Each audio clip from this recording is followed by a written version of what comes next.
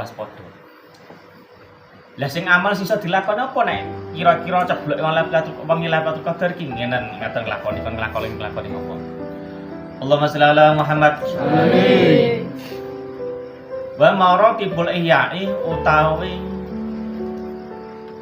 tingkatane amalan kanggo nguripi ing malam Lailatul Qadar. Amalan apa to sing dilayak sing dilakoni ing malam Lailatul Qadar?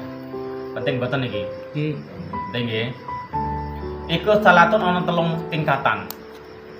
Nek saged 3 tingkatane dipun lampahi nek saged. Nek saged salah setunggale wae nek sekirane abot.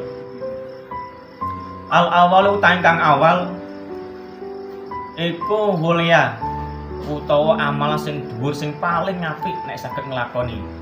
Ya wahia yaiku ahya ilailatiha. Nguripe ing dalem wengi Lailatul Qadar mau bis sholati kelawan salat. Lah iki nek saged. Dadi nek pas nepake wengi Lailatul Qadar jam 1 utawa jam 2 kok kira-kira jam 1 kok hawane sintrum sepi sajuk iki paling Lailatul Qadar ceblok ndang salat rasul sunnah. Tapi buat saged prediksi Bu nggih. Gak iso mergo jam-jam kira dhewe ora weruh. Tapi ing tang malam 23 mung kudu waspada. Akeh meleke timbang turune.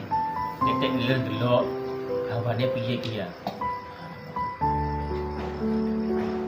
Misale awake saya bar salat isya jamaah bar tarawih terus turu. Utawa nyuwun sewu ibu-ibu pas bulanan misalnya, dadi ora iso nglakoni salat. Piye amalan sing kedua? Asane utang kekabuna iku wa wusta, yaiku amalan sing sedengan. Waya yaiku ihya'il muqta'iha, iku nguripi kelawan ngakeh-ngakehe bizikri ing malang zikir marang eling marang Gusti Allah.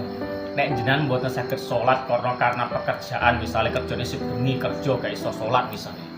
Foto pas halangan ing wengi kuwi kok ngakeh-ngakeh maca zikir. Zikir sing oleh nalika halangan kuwi maca sholawat. Bu, kok malam 23 jenengan halangan berarti ngakehno maca sholawat. Dilisan boten. Misalnya Mas sing kerja niki, misalnya kerja mlebu bengi ra iso nglakoni salat, berarti nalika kerja nyambut gawe kuwi berarti karo maca sholawat.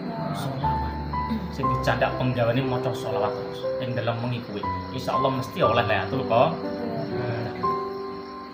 Lah nek misale lali malam 21 sampai malam 29 lali